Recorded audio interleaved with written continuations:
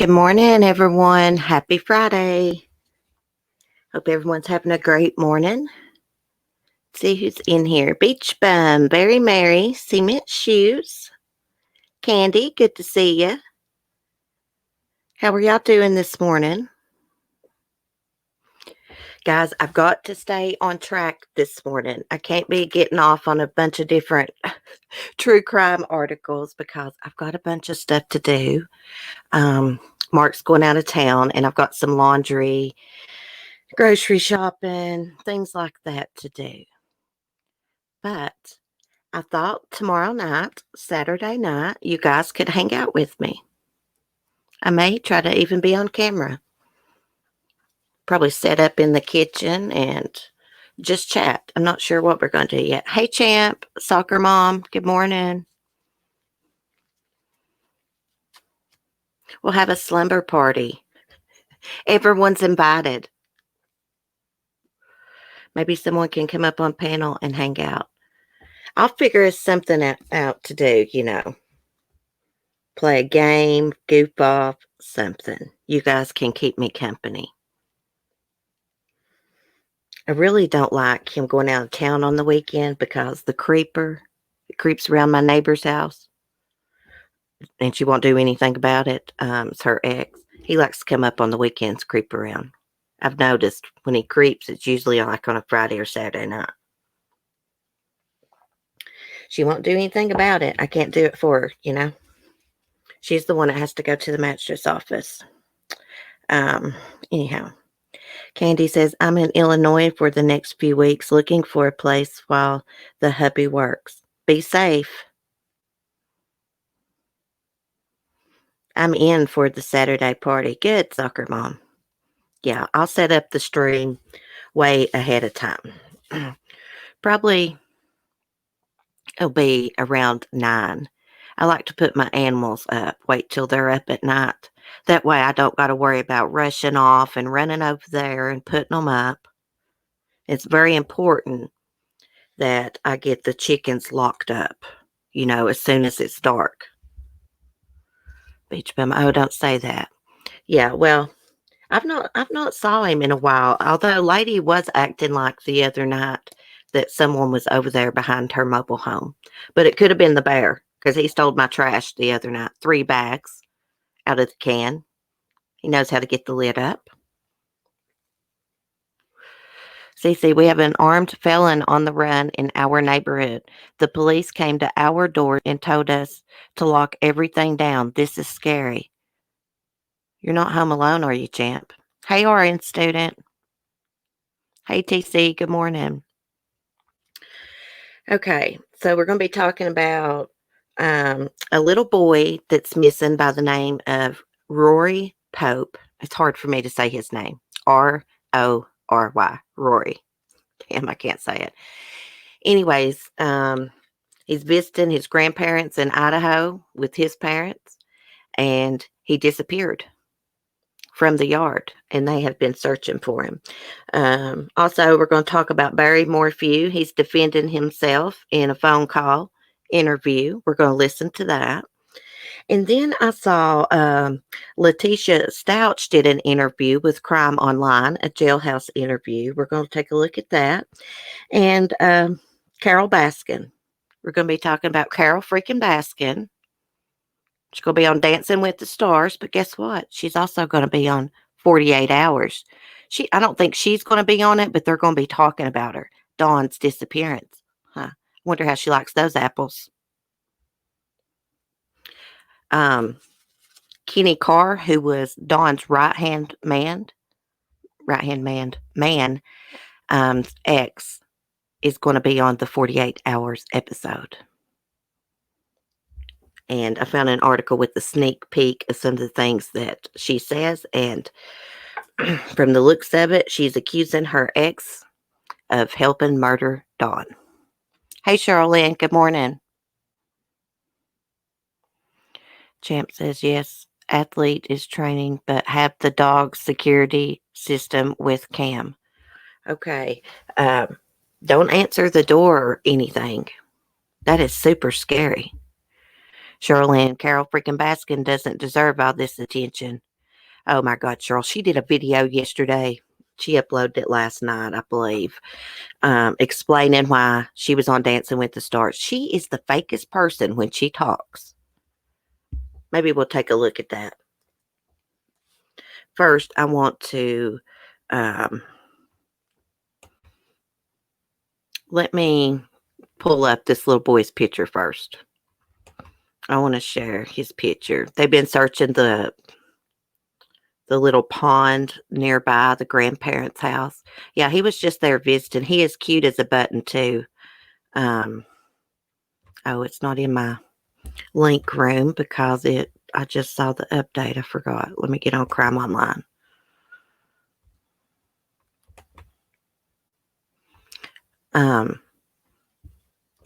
If you guys got any ideas what we could do tomorrow night, let me know.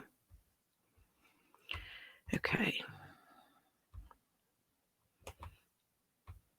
Let's get to the screen share. Gosh, I got a lot of tabs open here. Okay. So this little boy has been missing since Wednesday, guys. And I did a video yesterday and put it up for Patreons that he was missing. He's cute as a button. He's got this really pretty white blonde hair with curls. Timothy's hair looked identical when he was little, my son. Okay. Let's see what it says. Idaho officials resumed their search for missing 3-year-old Rory Pope on Friday after he disappeared from an Eagle neighborhood on Wednesday. Little Rory was last seen around 12:15 p.m. by a home near West Nordic Drive and North Arena Avenue in the Legacy Park subdivision. Officers, search crews, and neighbors have been combing the area without luck. Dive teams searched nearby ponds and drones were utilized, but authorities said they found no signs of Rory. Maybe he didn't wander off. Maybe someone grabbed him. Okay, so according to KTVB7, the boy didn't live in the area, but his family was visiting his grandparents when he disappeared. The Ada County Sheriff's Office says there was no signs that the child was abducted, and no Amber Alert was released. I guess they've looked at the neighbor's security camera footage. In this little picture of Rory in the green shirt, that was taken Tuesday, the day before he disappeared. Such a cute little feller. His hair reminds me so much of my son's. Let's see, I think that's it. So he's described as a white male with curly blonde hair, last seen wearing a lime green shirt.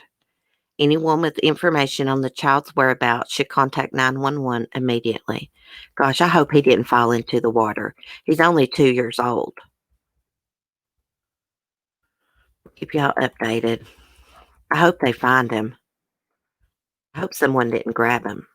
Someone could have grabbed him and it just didn't get caught on, like, the neighbor's security cameras. It looks like a nice neighborhood. I'm sure they got security cameras.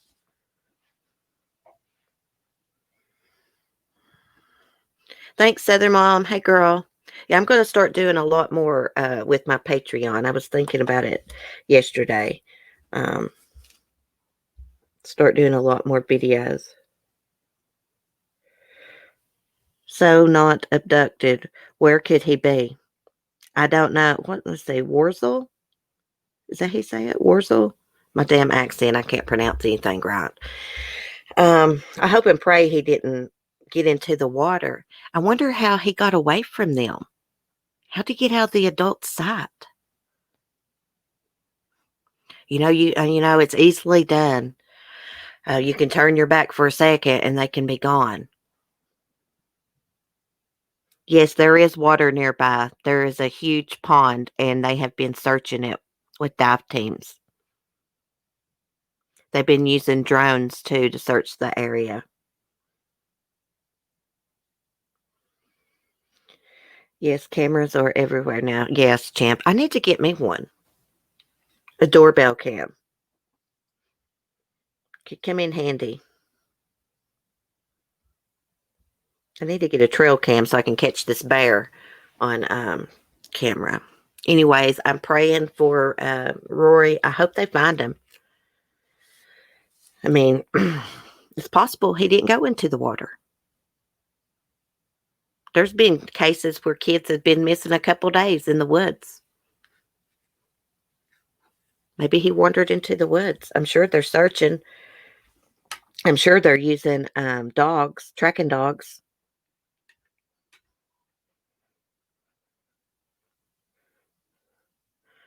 I'm just wondering if water is also a concern. Yes. Gosh, I hope he didn't stumble into the water. I was going to say something and I forgot what I was going to say. Anyhow, I'm praying that they find him. If there's any updates, I will let you guys know. Okay. We'll stay on track this morning, guys. I got to. Next, we're going to talk about Barry Morphew. Now, we know his friend, I believe his name is Jeff Puckett, come out and said that when Barry called him to come into work, Barry was out of town when Suzanne went missing. Barry had to rush back home, so he calls this Jeff Puckett to replace him. Jeff Puckett gets there and says the room smells like chlorine. It's wet towels everywhere. Well, Barry is defending himself. He gave an exclusive interview to Fox News. Let me look. I don't know the rest of their name, but we're going to look at it and we're going to listen to his interview.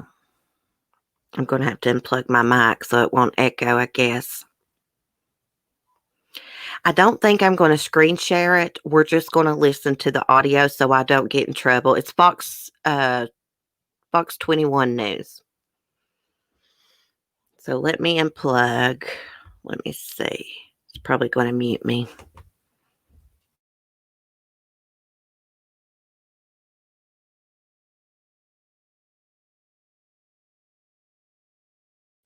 Let me unmute myself. I got to remember when I unplug my mic that it mutes me, and when I plug it back in, it mutes me. So let's listen to this. We find the audio.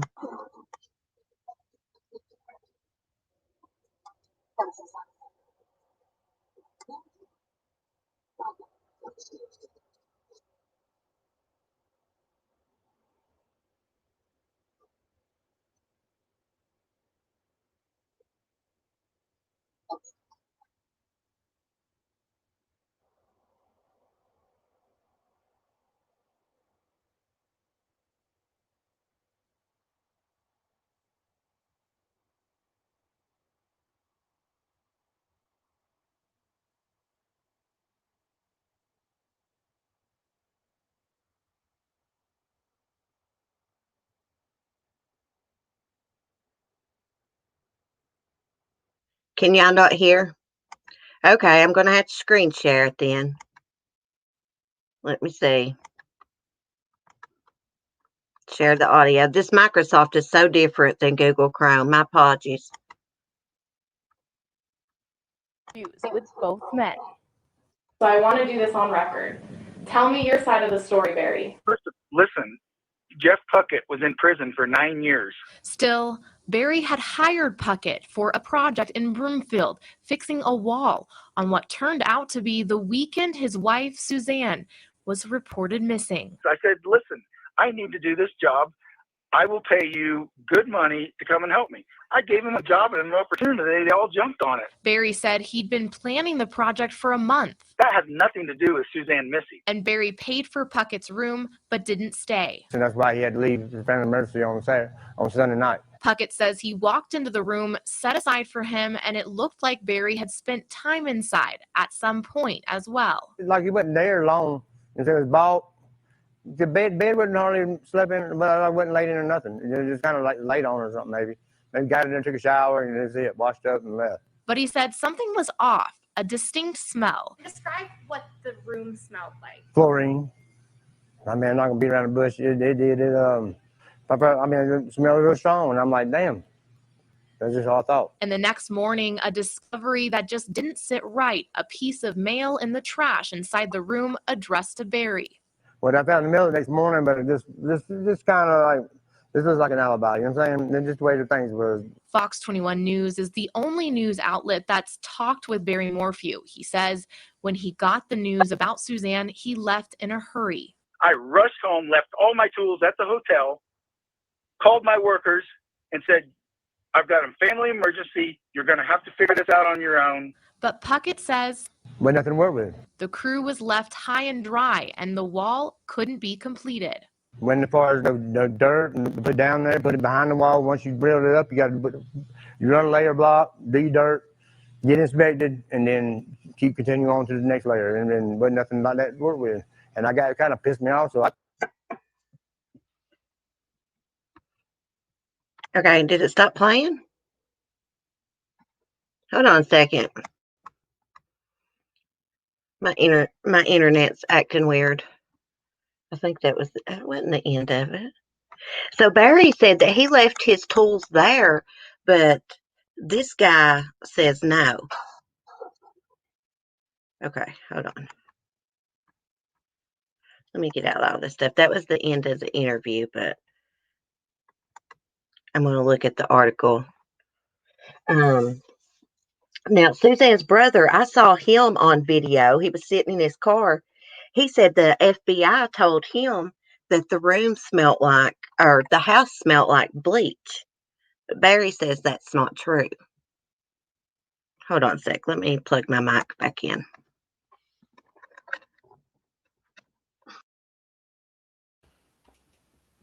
Okay.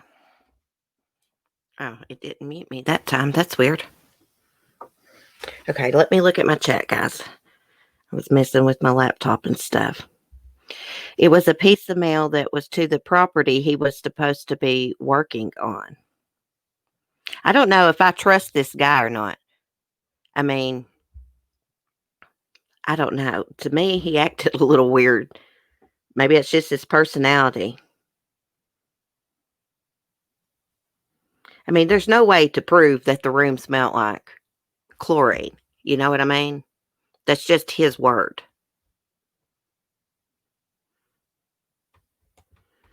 He said he did no work after being caught there. That's strange.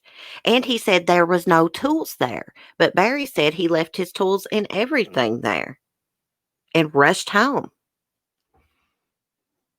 Interesting. Maybe the tools have something to do with Suzanne and he was trying to frame the felon. He did say that guy was in prison for 9 years.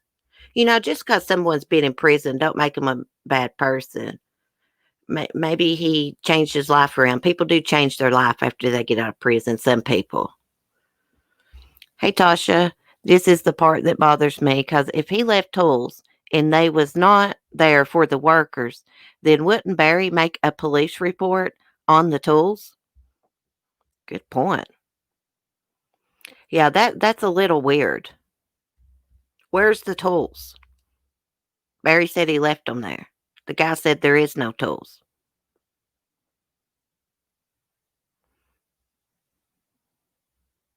I don't know how much Puckett is exaggerating. Hey, I'm with you on that. I'm not trusting this guy too much. I'm not buying anything Barry's selling, Beach Bum says. Yeah, I'm very suspicious of him. I just want to see some evidence. There has to be some kind of evidence of something somewhere. I mean, like aliens didn't take this lady. Something happened. Someone did something. This is like a small community. They live out like in the boonies, don't they? Was the job ever completed? I'm not sure. And why would you plan a job for Mother's Day weekend? Why not do it the weekend before? Maybe he was busy. I don't know. Or just seems like he wouldn't have left her on Mother's Day weekend. Unless he just absolutely had to finish that job. That happens sometimes.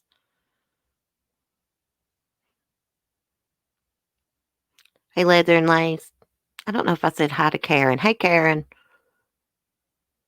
Who told Barry she was missing?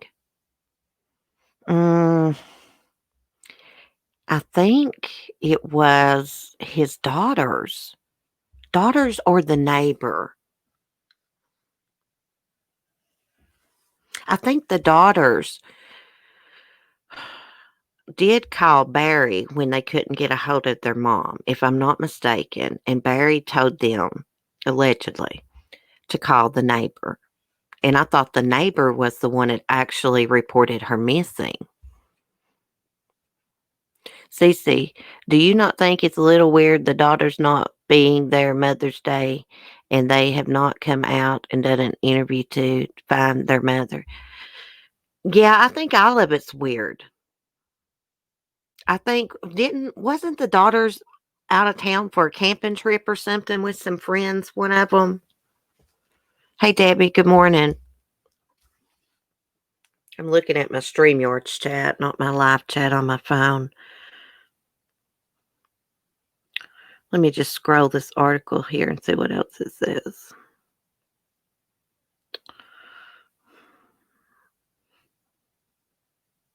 I mean, I do think it's weird that that Barry has not done an interview.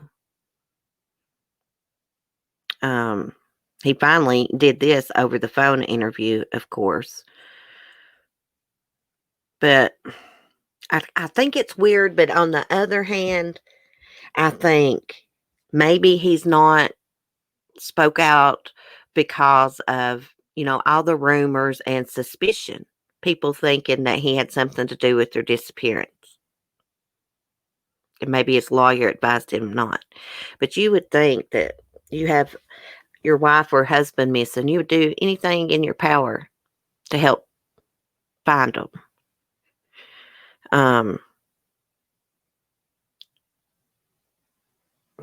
It just seems like he would do a polygraph. Let them clear him. I know they're not accurate all the time, but so they can eliminate him as a suspect and look for the person that's responsible. I'm trying to keep an open mind, guys. I'm trying not to jump the gun and just say, oh, yeah, he did it. I mean, I have said, yeah, before, I think he did it. I go back and forth with it. I'm just going to be honest. But I'm very, very suspicious. Oh, yeah, her brother said something else, that the FBI asked him, did they not own any coolers? Like coolers you put ice in.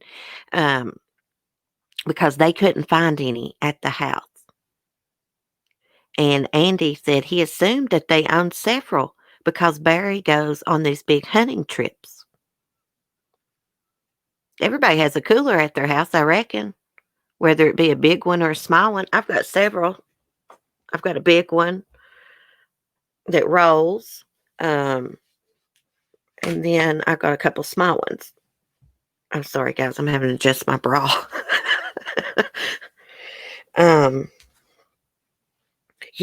Hey, Kira. I'm finally here. Lord, what a day. A lot of students sick today, Kira. My son used to be bad to go to the school nurse, Kira, and he'd be faking just so he could go home.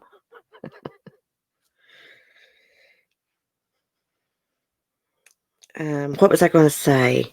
So no coolers. That's really suspicious. You go on hunting trips and you don't have a cooler in your house. Something else I saw the other day, and I forgot to share it with you guys. Something about Barry throwing a rotted corpse of an elk close to the house or something. I'm like, that's weird. I don't know what that's all about.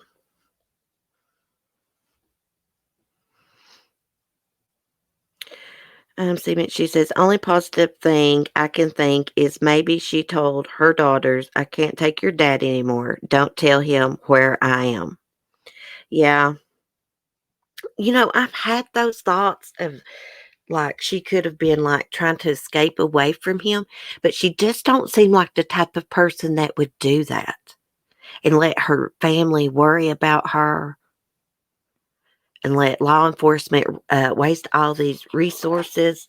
I mean, anything is possible, though, but I think someone did something to her. You know, it's possible someone's holding her hostage. Look at the Jamie Kloss case. Look at Elizabeth Smart. There's been other cases. Remember the story about the girl under the bed? Have you ever watched that movie? Based on a true story? She was kept prisoner for years. And the girls from Cleveland, remember those? What was it? 5 of them? Something like that.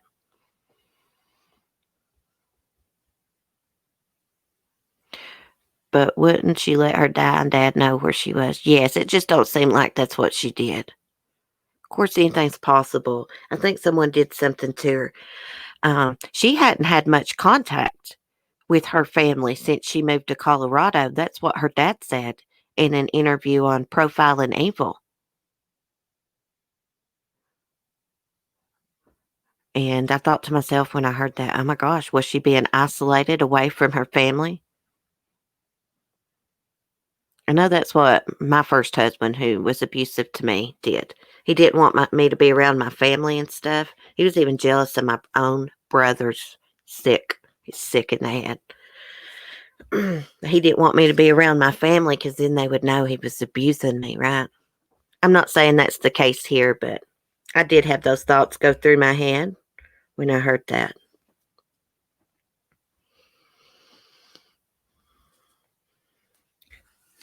I just don't understand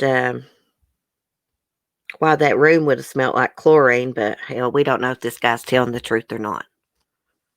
You know, but Andy did say, Suzanne's brother, that the FBI told him the house reeked of bleach.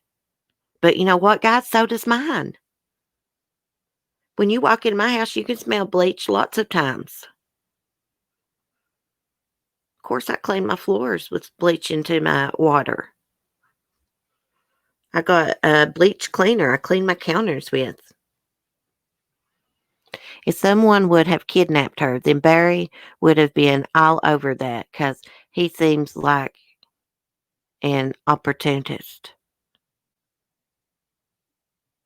Yeah. I don't know if she ever left her house, guys. There's no evidence that she went on a bike ride. Besides, allegedly, they found her bike. Authorities have not confirmed that. That's what Barry's nephew came out and said. And Barry, someone could have planted that there. Because I've heard that the brakes on her bike were locked up. Of course, if she's an avid bike rider, she might have known how to fix that. I wouldn't have known how to do that, but maybe she did. I didn't know about her dad. No one would leave her parents like that unless they hated them. Yes, her dad has cancer. He's very sick. He seems like such a sweet soul. He wants to talk to the girls. He's not even talked to Suzanne's daughters, his granddaughters. He was pleading on Profiling Evil's channel that they just want to talk to the girls. They don't want to ask them questions. My heart broke. He wants to know what happened to his daughter, where his daughter's at before he passes. Cheryl, I do too, a bit of bleach and cleaner. Yes, sometimes I make up my own bleach cleaner.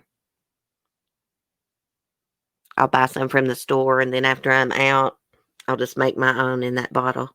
I make mine strong. Sometimes it burns my eyes. I make it too strong. I'm a bleach freak.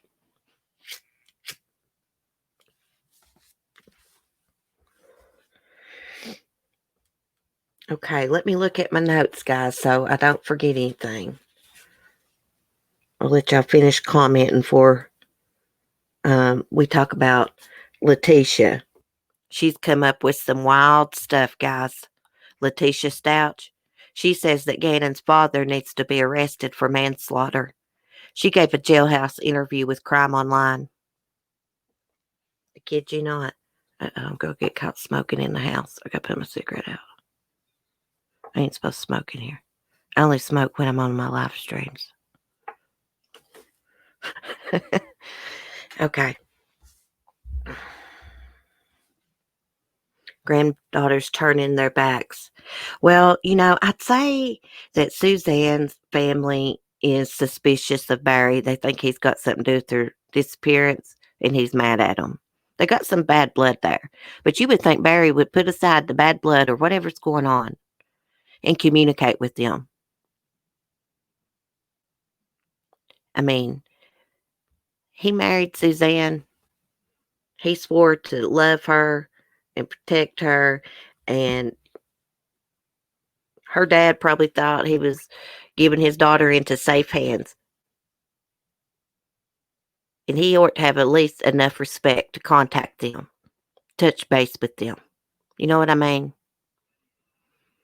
Never ever wear good clothes when bleaching. I've made that mistake. Gosh, I couldn't tell you how many shirts and sweats that I have ruined with bleach. Letecia Stouch called Nancy Grace. I'm not sure who she called here, but she gave a jailhouse interview. Let me get it pulled up, see what she's.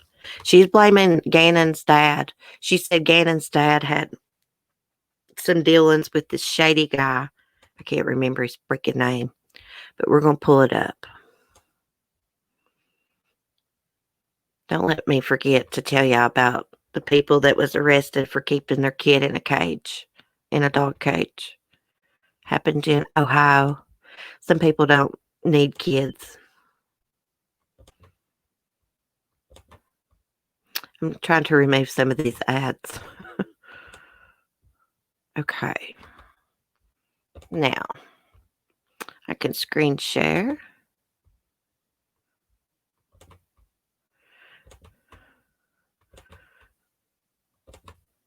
Okay. Jailhouse interview. LaMonster Stouch describes new version of beloved Colorado boy Gannon Stouch's death. Exclusive.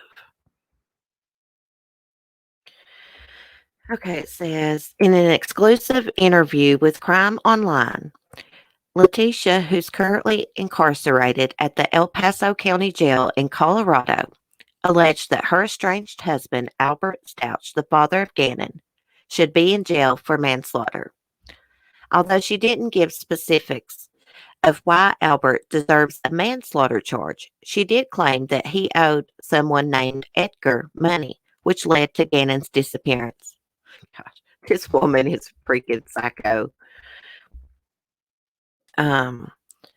Gannon vanished on January 27th after staying home from school. Letecia was the last person to see him before he disappeared, and she claimed he left on foot for a friend's house and never returned home.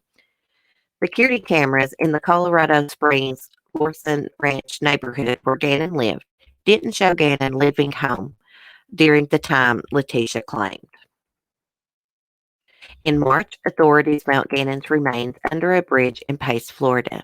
Shortly after, Letecia was arrested and charged in connection with the case.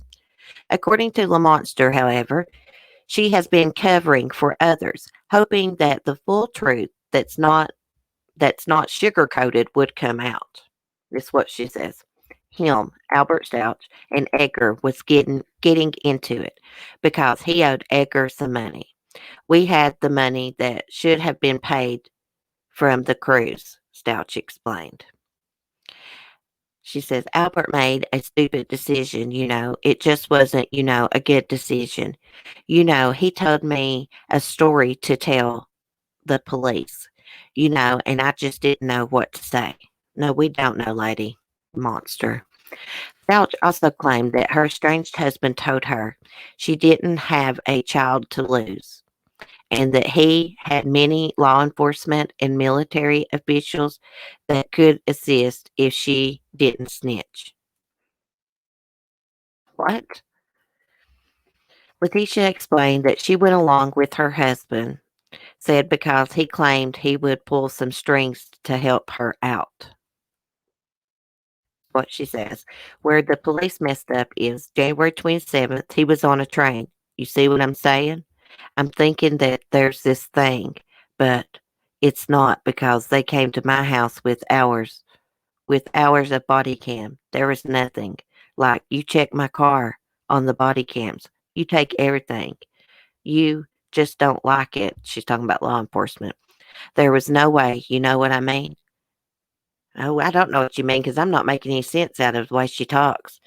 Their time frame, it was all wrong because they couldn't figure it out where Gannon was. He truly was gone. He was with Edgar.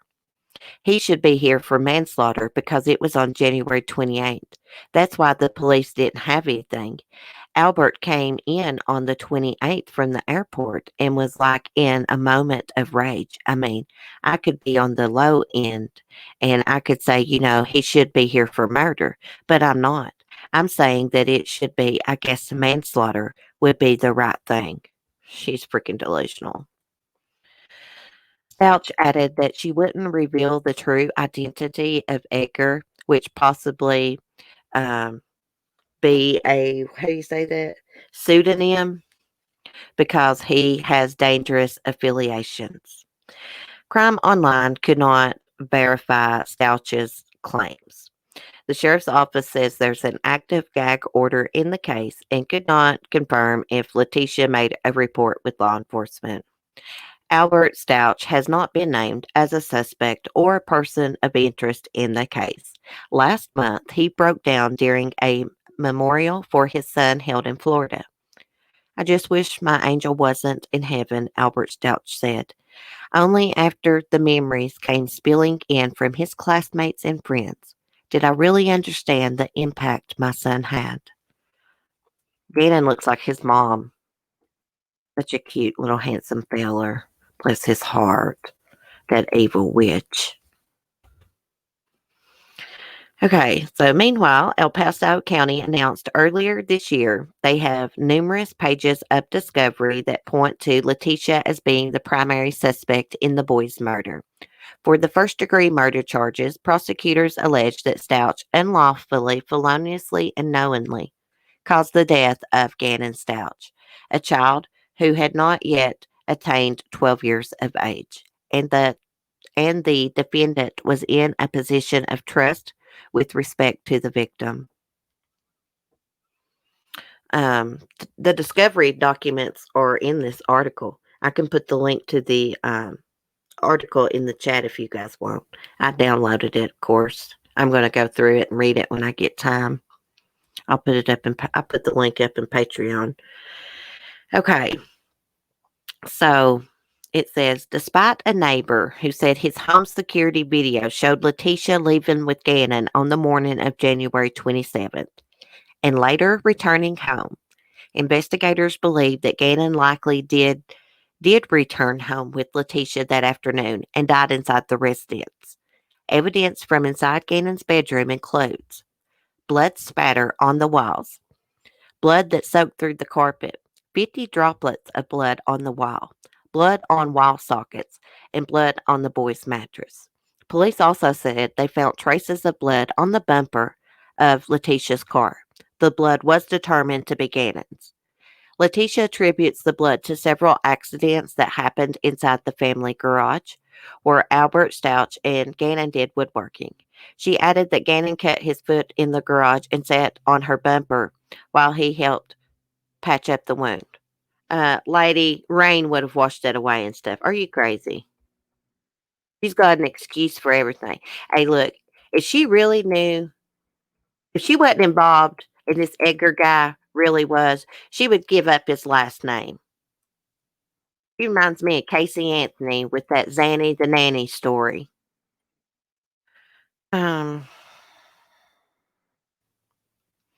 Says Letecia maintained not only she did not harm Gannon, but her stories to law enforcement were convoluted and inconsistent because she lost track of what her husband wanted her to say. I totally lost track of what Albert was telling me to say, and it wasn't even mentally okay. And he just kept saying, I got the TRICARE. I got 16 years in the military. Don't worry about it, And I always lived all the time forgiving him. Like, come on, I forgive them for multiple affairs. How much emotional abuse I was under with that situation. She can't even talk correctly, guys. Her sentences don't even make freaking sense. Since January, Letecia has made wide-ranging and varied explanations. to both the media and the police on how Gannon disappeared. According to the affidavit, Letecia also told differing stories to her husband about the boy's disappearance and claims of sexual assaults. Here's a list of her lies, guys. She told Albert that a man named Eduardo, who she hired to clean carpet in her home, sexually assaulted her before abducting Gannon. She also told Albert that a convicted sex offender, Quincy Brown, raped her at the residence before abducting Gannon. She later added that Quincy Brown stopped her while she was driving by lying down in the street. Once she stopped the car, she said Brown jumped in the vehicle and forced her to drive home, where he raped her. She said that Brown abducted Gannon near Highway 105 and County Line Road after the boy fell off his bike and hit his head. She claimed a man named Terrence was in the car with Brown. Meanwhile, Letecia, who was sent to the Colorado Mental Health Institute at Pueblo earlier this year for a mental health competency evaluation, is awaiting a hearing to determine if she is competent enough to stand trial. Hell, yes, she's competent. She comes up with all these damn lies. Yeah, she's competent. I mean, really? Really, people? Why would they think that she's not competent? She was so jealous of this kid. She hated this kid. She had resentment. I believe a lot of it had to do with because she's jealous of Gannon's biological mother. That's my thing. Thoughts on it. I can't talk. She makes me so mad I can't talk. Hey, Alyssa. Look at my chat. I agree that it's irrelevant, but I just think it's BS. And she has said that so she could put the blame on him. Yes. Yep, she spun quite the web and got caught in it. Yeah, I can't believe that she's still coming up with these different stories. Now she's going to blame Gannon's dad. She is blaming him. We all know that's not true. He was out of town. She tells lie after lie because she's trying to get herself out of this situation. I believe this lady really thinks she's not going to be convicted. I really believe that. She's wrong. She's going to be convicted. Lisa, she did resent him. She's so evil. Yeah. There's a lot of good step parents in the world, but there are some that do resent the kids because they're jealous of the biological parent. I've seen it.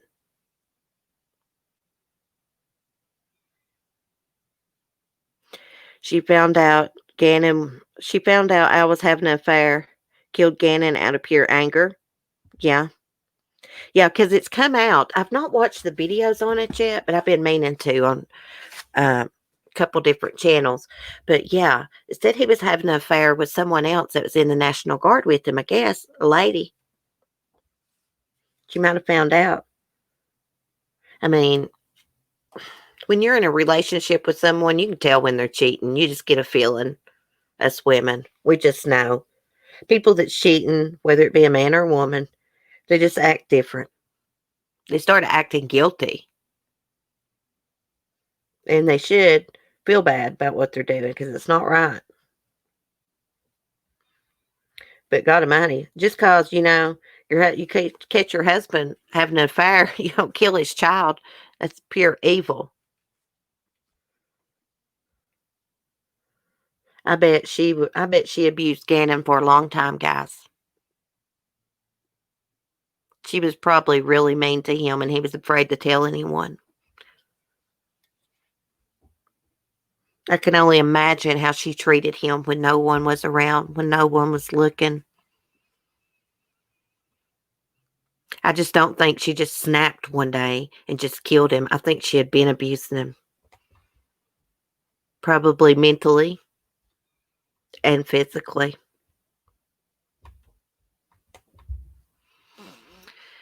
A lot of child abuse that goes on in the world. Okay, let me get this. Speaking of child abuse, I want to show y'all a story.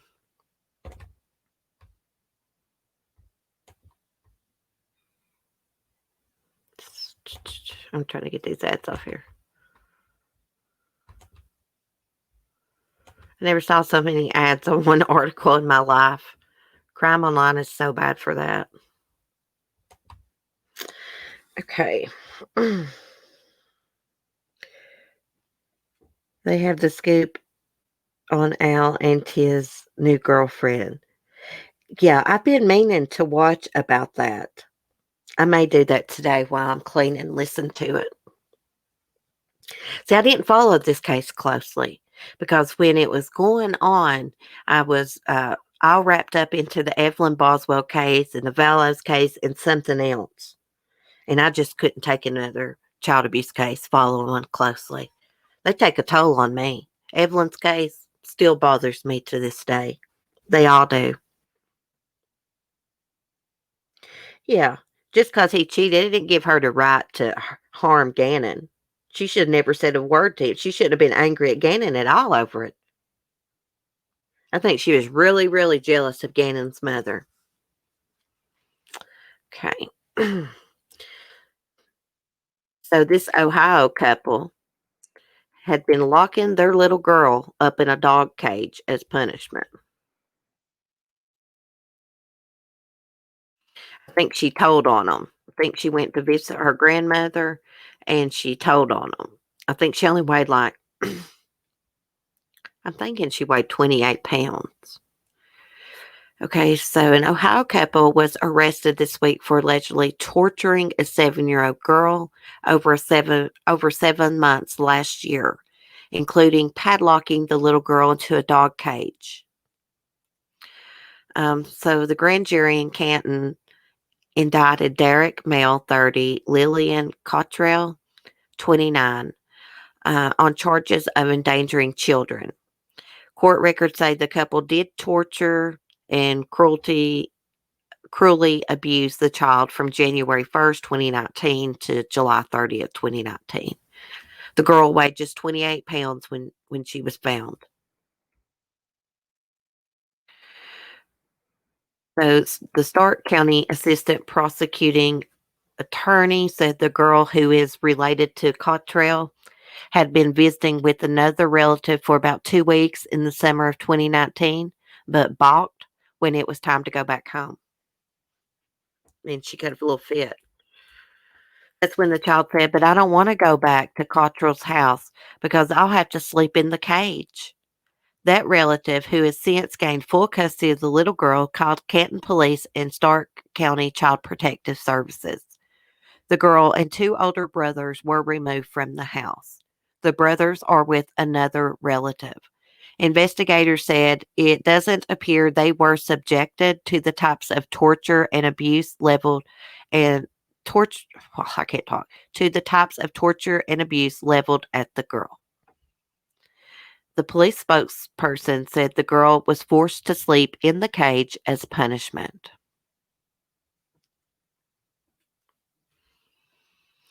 Citing the ongoing status of the investigation, the district attorney did not provide any more details about the accusations against Male and Cottrell, which were part of a secret indictment. So they got a $1 million bond. Oh, it says they're supposed to appear in court today. It says Friday, assuming that's today. That happens a lot. These people that abuse kids, they will single out one child and abuse that one child and treat the other kids fairly well. So sad. They should lock their asses in a cage. That ain't food or water. They're going to a cage. But hell, they're going to get better treatment than that little girl got. They'll get better treatment in prison, of course. They'll be protected. They'll be put with all the other child abusers away from the general population. Hey, breaking the silence. Good morning. I don't understand what's wrong with people. Me either. People are cruel. Some people don't deserve children. Child abusers and sexual predators, they don't deserve to be walking among us, guys. They'll just, like predators, pedophiles, they'll just reoffend. There's no rehabilitation for them. Child abusers, they'll go on abusing. They shouldn't be allowed to be around us, normal people.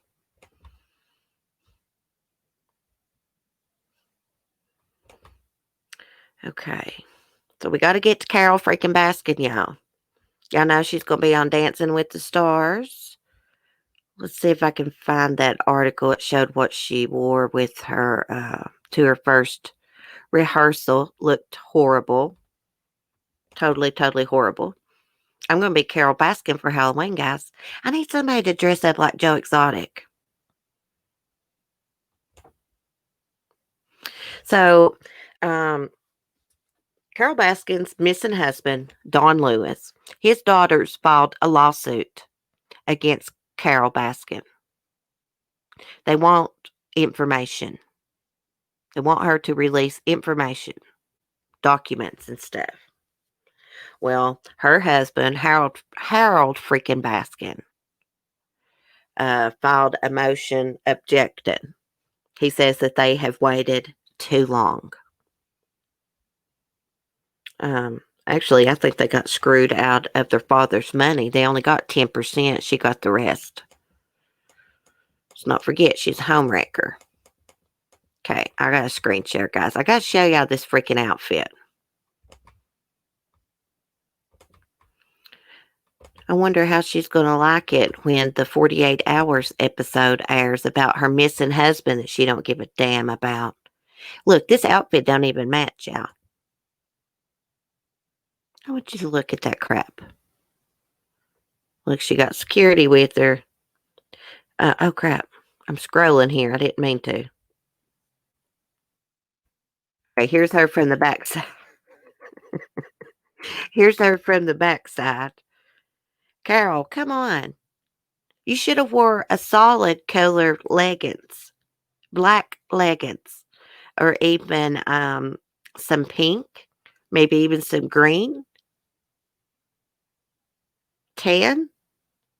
But those leggings do not match the leopard print on your shirt. That looks horrible.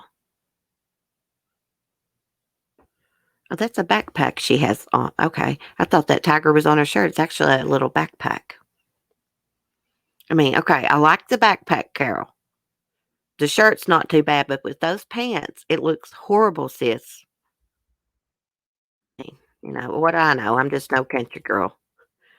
Oh my gosh, look at the shoes. She got cast. You can just think, I got to dress like this for Halloween. Carole, Carole, Carole.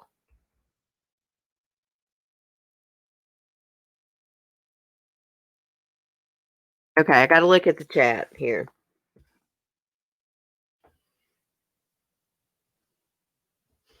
TC, wait for it. Jesus, I can't wait to watch. I'm sorry. Lisa, I told you we have to boycott Dancing with the Stars. We're only going to take a sneak peek. When she does her dance, guys, we got to be live streaming, watching it together. We got to figure out how to do that. Okay, I've looked enough at her outfit. Let me stop screen sharing that, and I'm going to need to get the 48 Hours article here because this is very interesting. Here we go. 48 Hours Suspicion, the Tiger King mystery uncovers shocking new information. Hold on, I'll screen share it. Better not play their video since it's 48 hours.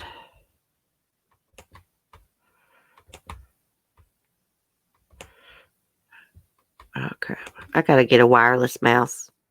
I can't operate this mouse pad thing on my laptop. I don't like it. Okay, 48 Hours Suspicion. I mean, if we play the clip, are we going to get in trouble? Probably. Oh, gosh, let me see if I can pronounce this name. Richard Schlesinger? Richard Schlesinger, I think. In 48 Hours Suspicion uncovers startling new information linked to the disappearance of Carole freaking Baskin's former husband, Don Lewis. In the special series premiere episode, The Tiger King Mystery, to be broadcast Wednesday, September 9th, 10, I guess that's 10 p.m. Eastern Time, 9 Central on CBS. The nation was captivated earlier this year with the Netflix hit series Tiger King, about an Oklahoma-based eccentric big cat owner named Joe Exotic and his epic battle with Tampa-based animal rights activist Carole freaking Baskin. Throughout the series and on his YouTube channel, Joe Exotic, the self-proclaimed Tiger King, claimed Baskin had murdered her former husband Don Lewis in 1997. He also made the sensational allegation that Baskin fed Lewis to their tigers. Don Lewis's body has never been found. Baskin has strongly denied the allegations, and the Hillsborough County Sheriff in Florida, Chad Chronister, said that Baskin is neither a suspect nor a person of interest in the case. He's a suspect to us there, Sheriff. Okay, so there's Don. Let's look. Don looked like he was a nice man. I went too far. Okay. Now, in her first television interview, Trish Farr Payne claims her ex-husband, Kenny Farr, may have been connected to Don Lewis's disappearance. Kenny was a handyman who worked for Lewis and Baskin. Trish tells Richard Schlesinger that 2 days before Lewis was reported missing, Kenny Farr told her, "Don's gone, and I don't want you talking about him." Farr Payne also tells Schlesinger that a large padlock freezer appeared on her front porch and soon vanished. How long after Don disappeared did the freezer disappear? Schlesinger asked. About a week after Don disappeared, Farr Payne said. There she is. She's already told this on Ripperjack Media's channel. She tells 48 Hours Suspicion she waited years to tell police about her suspicions involving the freezer and other key information revealed in the Wednesday, September 9th broadcast. I was afraid for my kids, Farr Payne tells Schlesinger. You know, I had my kids. I was afraid for them. I was more afraid for them than anything. 48 Hours Suspicion was unable to reach Kenny Farr for comment. 48 Hours Suspicion, The Tiger King Mystery, also features interviews with Don Lewis's ex-wife and Don Lewis's 3 daughters and more. And that's on September 9th, guys. 10, 9 Central on CBS. And there's Trisha Farr Payne. I believe her. I believe her story. Kenny came home one night and had Don's guns. It was the days they couldn't find Don that night. He came home and Trish said that Carole had gave Kenny all Don's guns and a bunch of other things. I never did believe Carole was in this alone. I've always said I thought she had help. She didn't do it by herself. She didn't feed him to the tigers either. I don't believe that.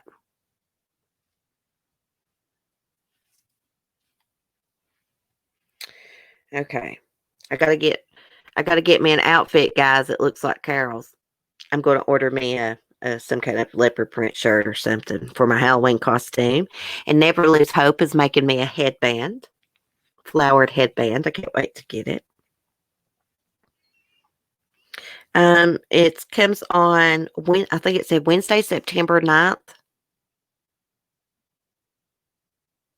10 p.m. Eastern. What time did I say Central? I can't remember.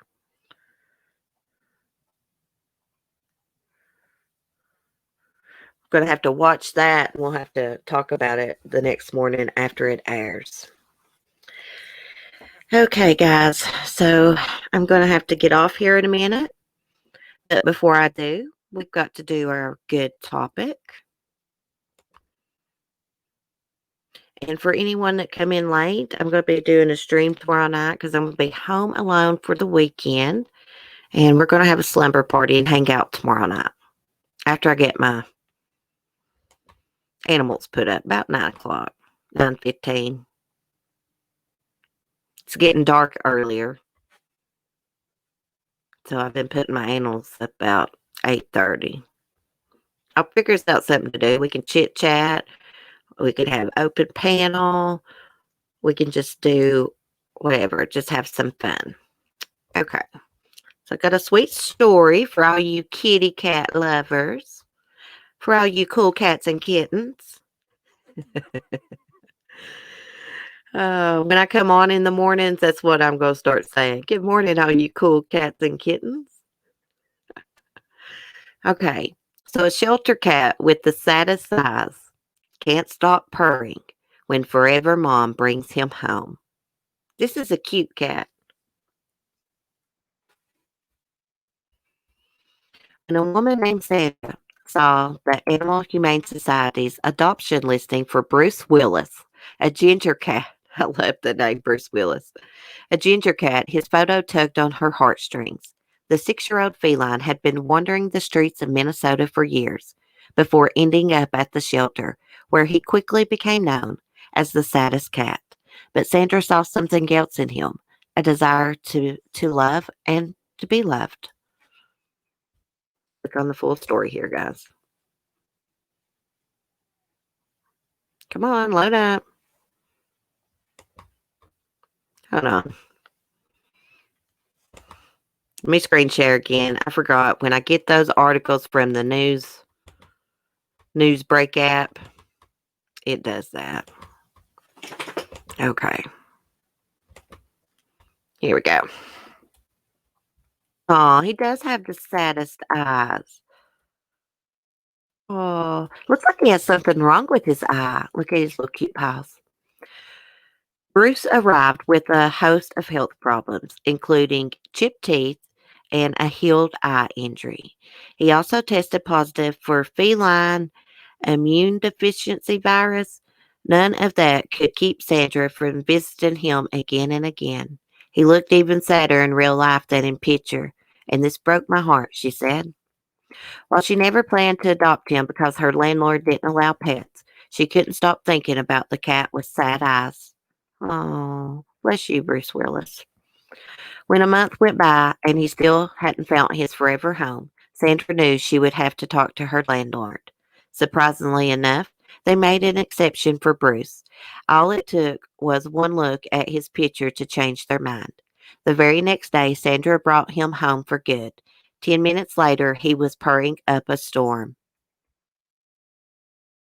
Take a look at him. You're so cute. Oh, I forgot to unplug my mic.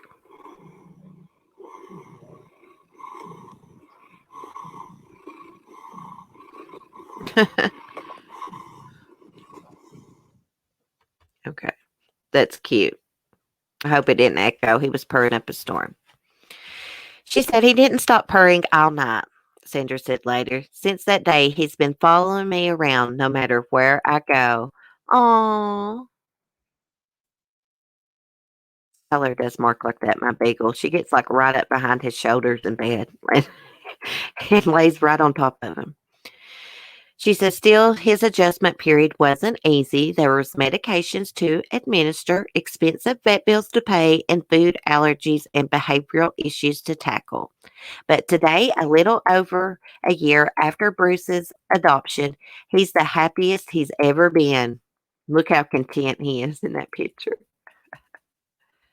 Not to mention, he's the handsomest. I can't say that word. Handsomest. I can't say it. Oh, look at his bow tie. So cute.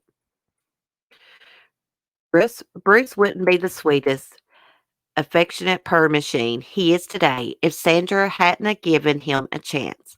As for the selfless cat mom, she wouldn't feel complete without her snuggle buddy by her side. Oh, adopt, don't shop. It just goes to show that with a little love and care, all our furry friends can live their best, happiest lives. Bruce certainly couldn't have found a better one with Sandra. Aw, that's such a cute story. I'd like to have a cat, but my dogs wouldn't allow it. So sweet. Yeah, we got to end on a positive note, guys. I think it's very important. I've noticed it's helped me. I was getting off my streams and I was being like all depressed, just all the crime stories, especially the stories about the cases about the kids and abuse and murder and sexual abuse that really, really gets to me. And it was just really taking a toll on me. I'm a sensitive person, anyways. Everybody knows that I'm a crybaby. But anyways, I think it's good to end on a positive note. Anyways, y'all have a good Friday. I'm going to get off here. I've got some things to get done because Mark's going out of town. And I will see y'all tomorrow night. I'm going to set up in the kitchen. I'm going to try to be on camera. And we're just going to hang out and shoot the breeze.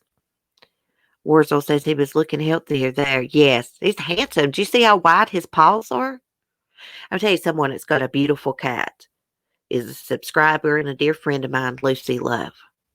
She sends me pictures of her cat because I'm in love with it. It is the prettiest cat ever. It's got like these blue eyes and like this champagne colored looking hair. It's wild looking. It looks like a Himalayan maybe. Anyways, I will see y'all later. Be safe, be kind, and peace. And as always, thank you for chatting with me and being so respectful and kind. I really am blessed to have such wonderful people in my community. Anyways, love y'all. Peace.